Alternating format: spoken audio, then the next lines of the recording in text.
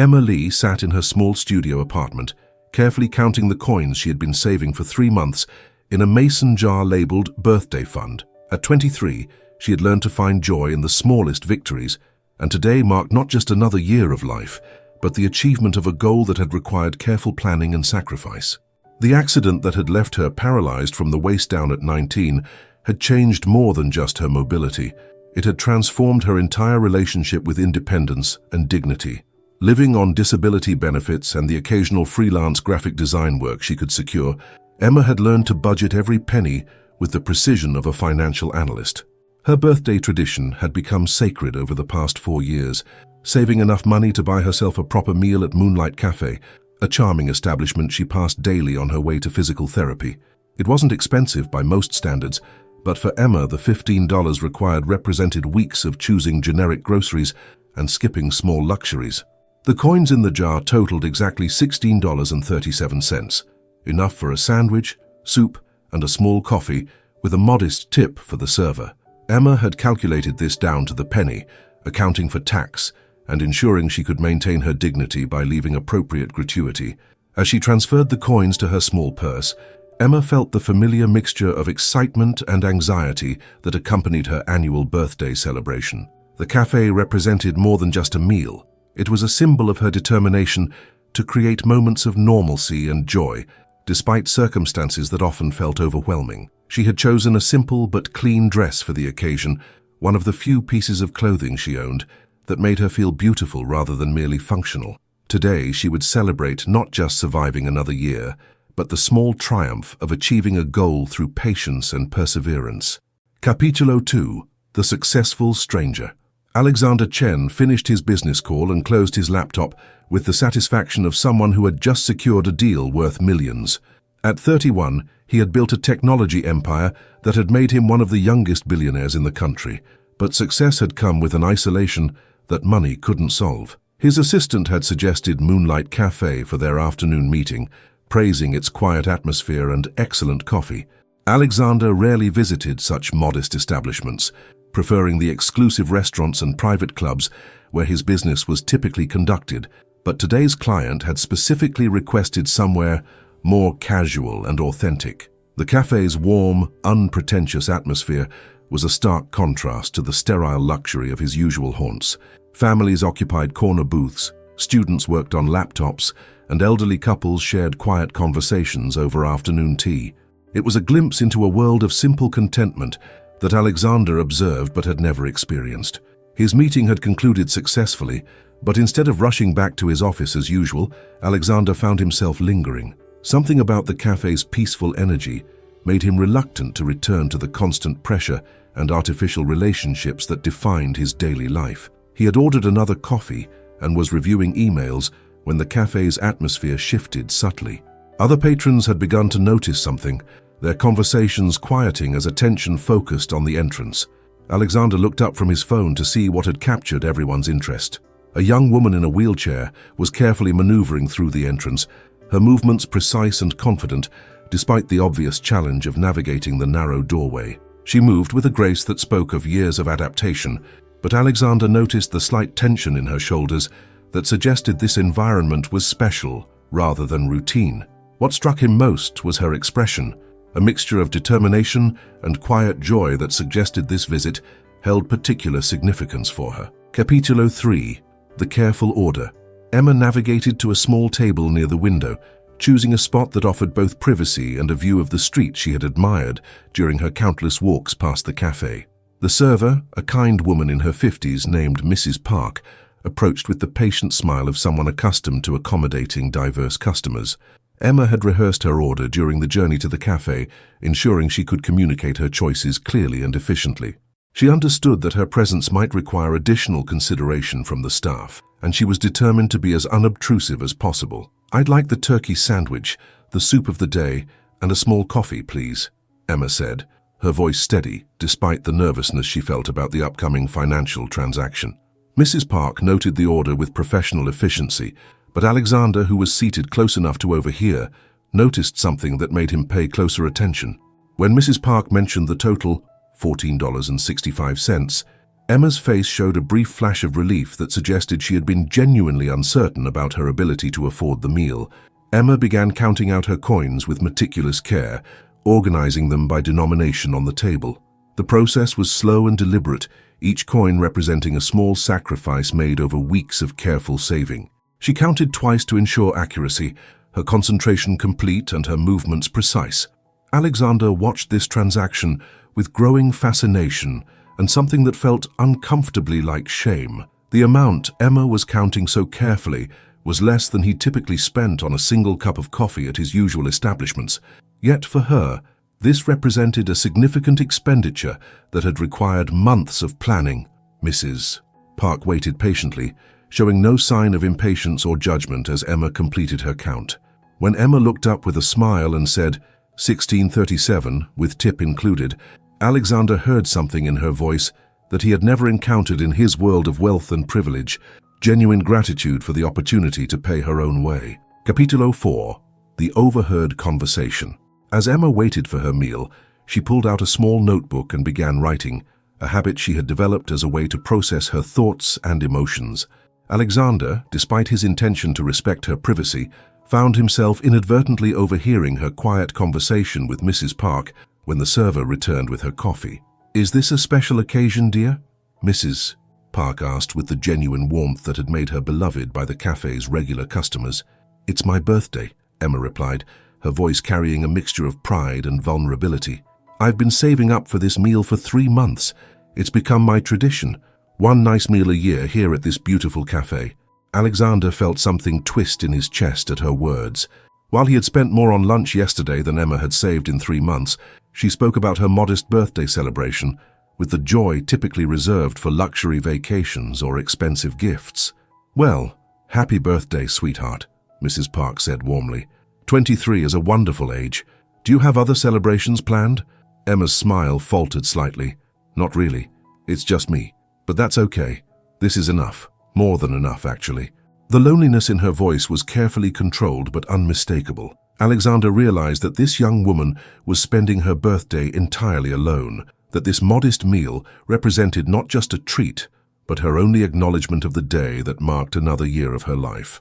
When Mrs. Park returned to the kitchen, Emma resumed writing in her notebook. Alexander could see her profile as she worked, noting the concentration on her face and the way she occasionally paused to look out the window with an expression of quiet contentment. He found himself wondering about her story, about the circumstances that had led to such careful budgeting and solitary celebrations.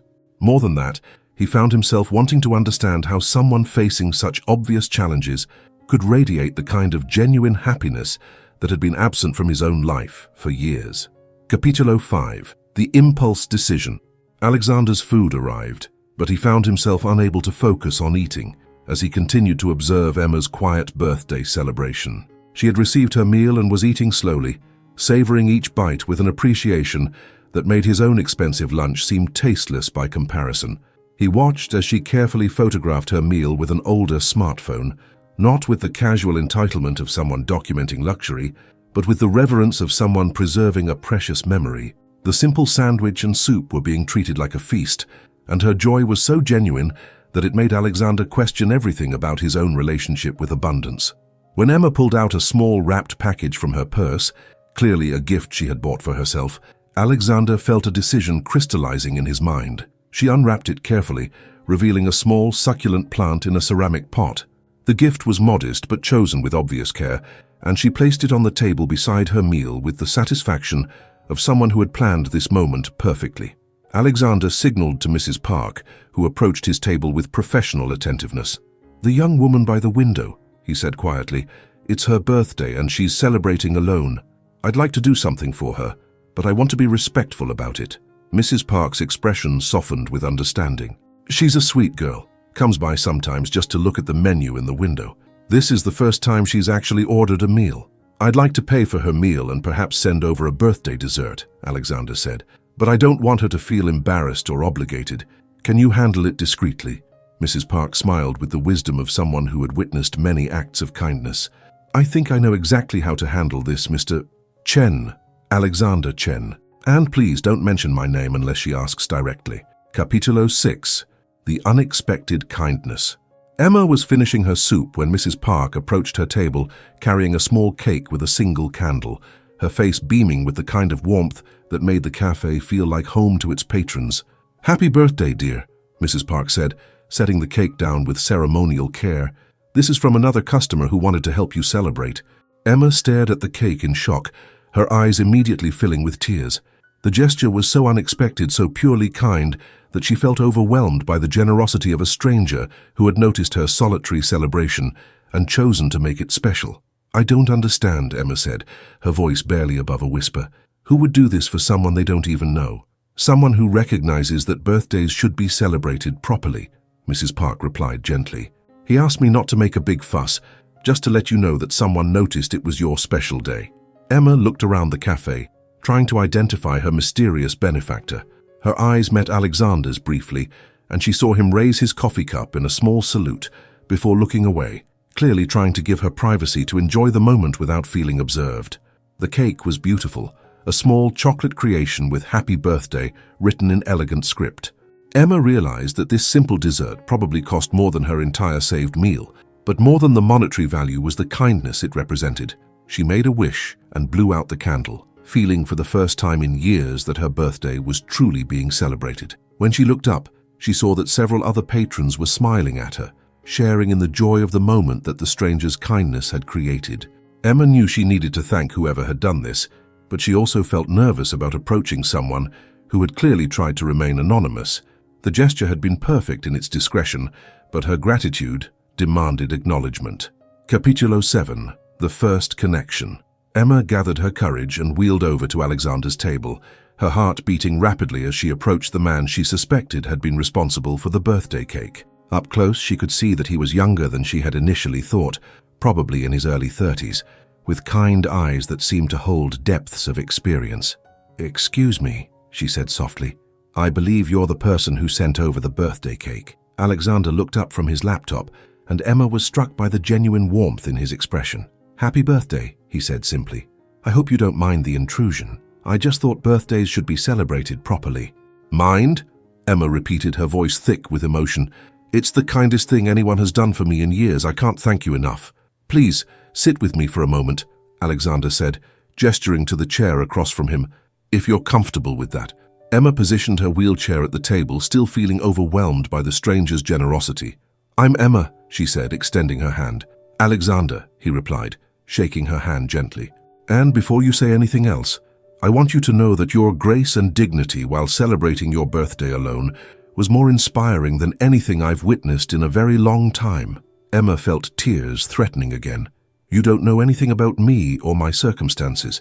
I know that you saved for 3 months to buy yourself a birthday meal, and that you did it with more joy and gratitude than I've seen from people spending thousands of dollars," Alexander said. "I know that you're celebrating alone, but you're not bitter about it.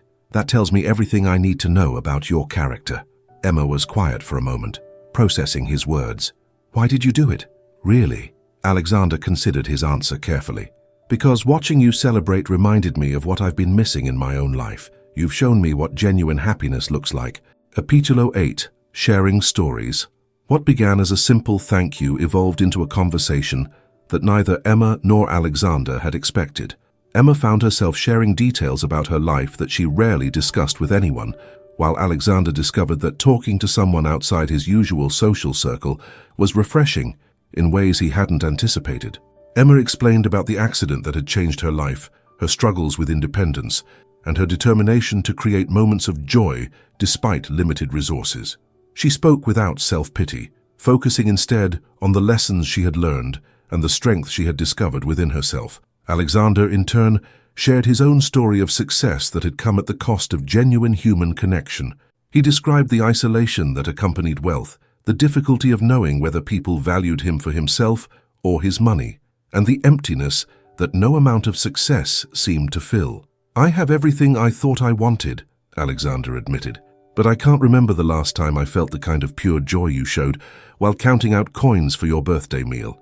Emma studied his face, seeing past the expensive clothes and confident demeanor to the loneliness that mirrored her own isolation.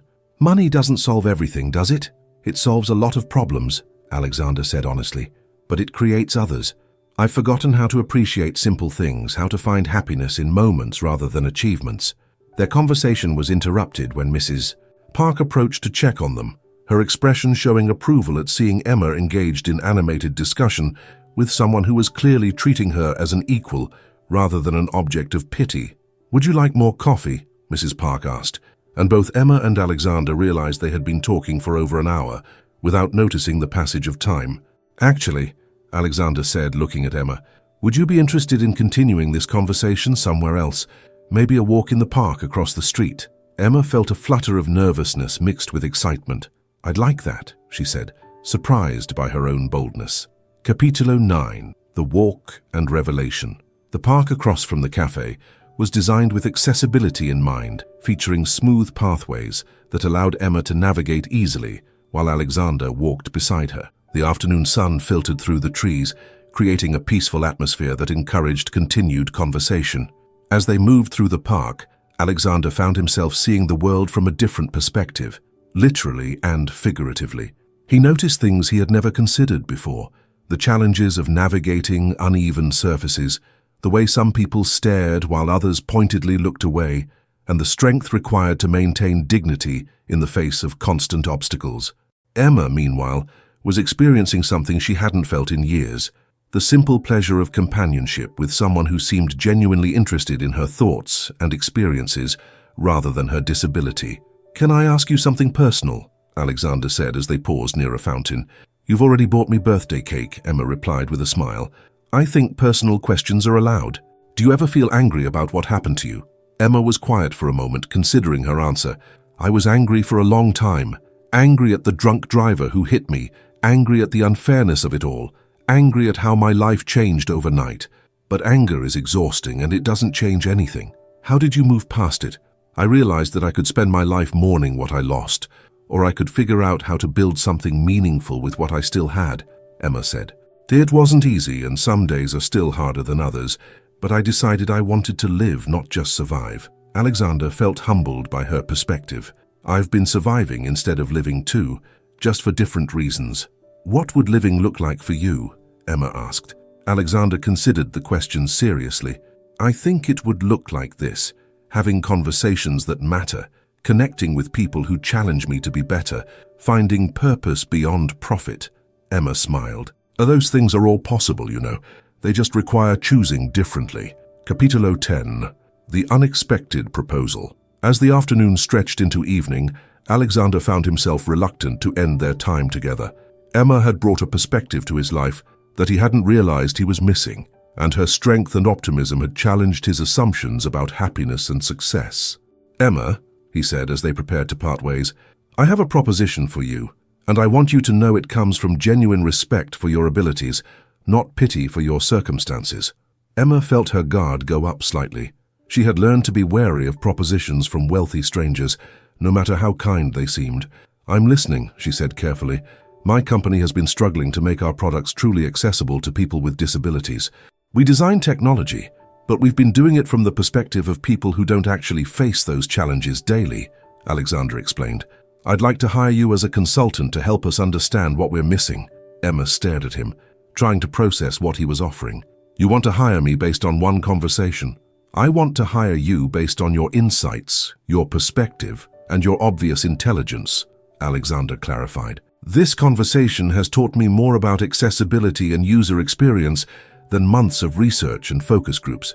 "What would that involve?" Emma asked, her professional interest overriding her personal caution. "Working with our design teams to review products and interfaces, providing feedback on accessibility features, helping us understand the real-world challenges our users face," Alexander said. "It would be legitimate consulting work with appropriate compensation." Emma felt a flutter of excitement.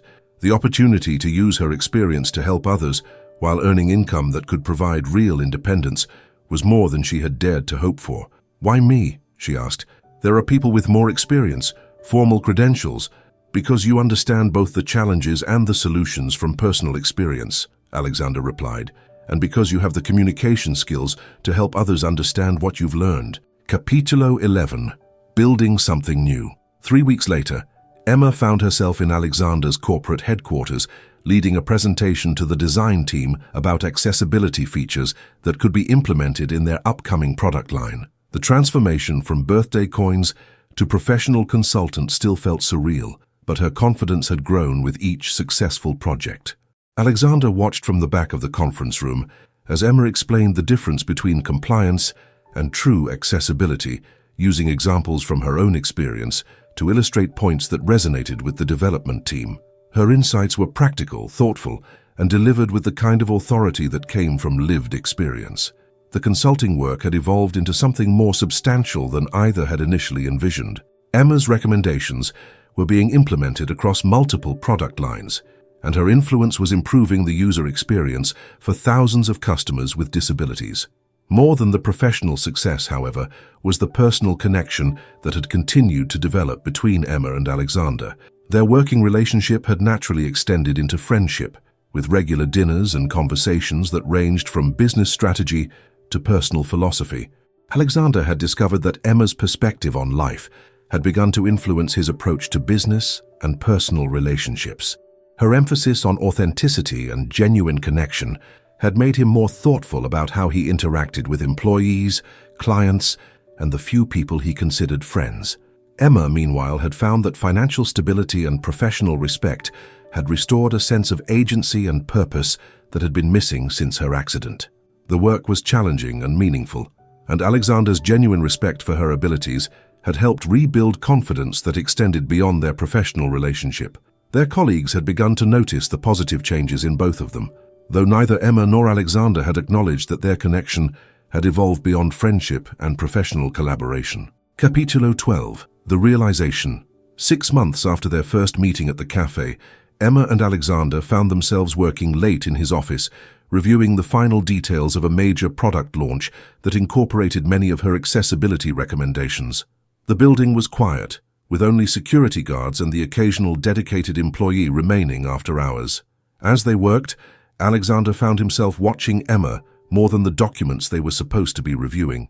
Over the months, he had come to appreciate not just her professional insights, but her humor, her resilience, and the way she approached every challenge with thoughtful determination.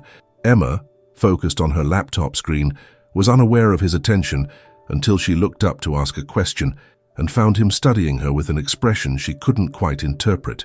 "What?" she asked, suddenly self-conscious.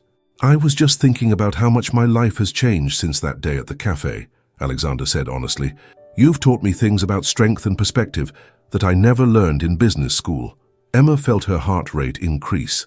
Over the months, she had developed feelings for Alexander that she had tried to keep strictly professional, knowing that workplace relationships were complicated and that their different circumstances made romance seem unlikely. "You've changed my life too," she admitted quietly. "Not just the job, but the way you've treated me. Like my opinions matter. Like I have something valuable to contribute." "You do have something valuable to contribute," Alexander said, moving closer to her wheelchair. "Emma, I need to tell you something, and I hope it won't make things awkward between us." Emma's breath caught as she realized what he might be about to say. "I've fallen in love with you," Alexander said simply. "Not because I feel sorry for you, not because I want to rescue you, but because you're the strongest, most genuine person I've ever met. You've shown me what it means to live with purpose and grace." Emma felt tears spring to her eyes. "Alexander, I know this complicates things," he continued, "and I don't want you to feel pressured, but I couldn't keep pretending that my feelings were purely professional." Capítulo 13. The Perfect Birthday. 1 year later, Emma sat in the same café where their story had begun, but this time she wasn't alone and she wasn't counting coins. Alexander sat across from her, and between them was a small velvet box that had appeared moments earlier, along with her birthday cake. The past year had brought challenges as they navigated their relationship, but it had also brought a happiness that neither had expected to find. Alexander had learned to see the world through Emma's eyes, developing empathy and perspective that had made him not just a better partner, but a better person and leader. Emma had discovered that love could exist without pity, that someone could see her disability as simply one aspect of who she was, rather than her defining characteristic. Alexander's love had been consistent and respectful, never trying to fix or change her, but simply appreciating her exactly as she was.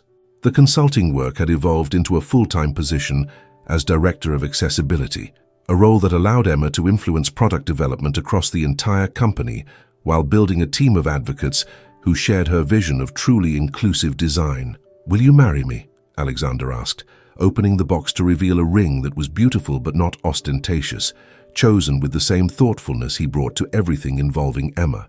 Emma looked at the ring, then at Alexander's face, seeing in his eyes the same genuine care that had prompted him to send birthday cake to a stranger a year ago. "Yes," she said, her voice thick with emotion, "but I have one condition." "Anything," Alexander replied. "Every year on my birthday, we come back here to remember how this all started," Emma said. "I never want to forget that the best things in life can begin with the smallest acts of kindness." Alexander smiled, slipping the ring onto her finger. "It's a deal, though I think we should probably tip Mrs. Park very well for the rest of our lives." Emma laughed, looking around the cafe that had become the foundation of their love story. "I think she'd like that." Outside it was beginning to snow, but inside the warm cafe, surrounded by the same atmosphere where their lives had first intersected, Emma and Alexander were planning a future built on the understanding that true love sees beyond circumstances to the heart of who someone really is. Dear listeners, we hope this story about dignity, unexpected love, and how the smallest acts of kindness can change everything has touched your hearts.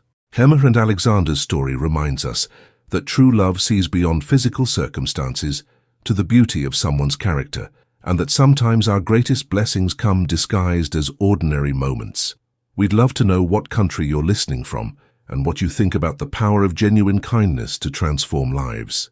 Please share in the comments where you're joining us from today, and let us know if you believe that love can bloom in the most unexpected places when we approach each other with respect and open hearts. Your comments and support motivate us to keep bringing you these stories that celebrate the transformative power of compassion and authentic human connection. Until our next story.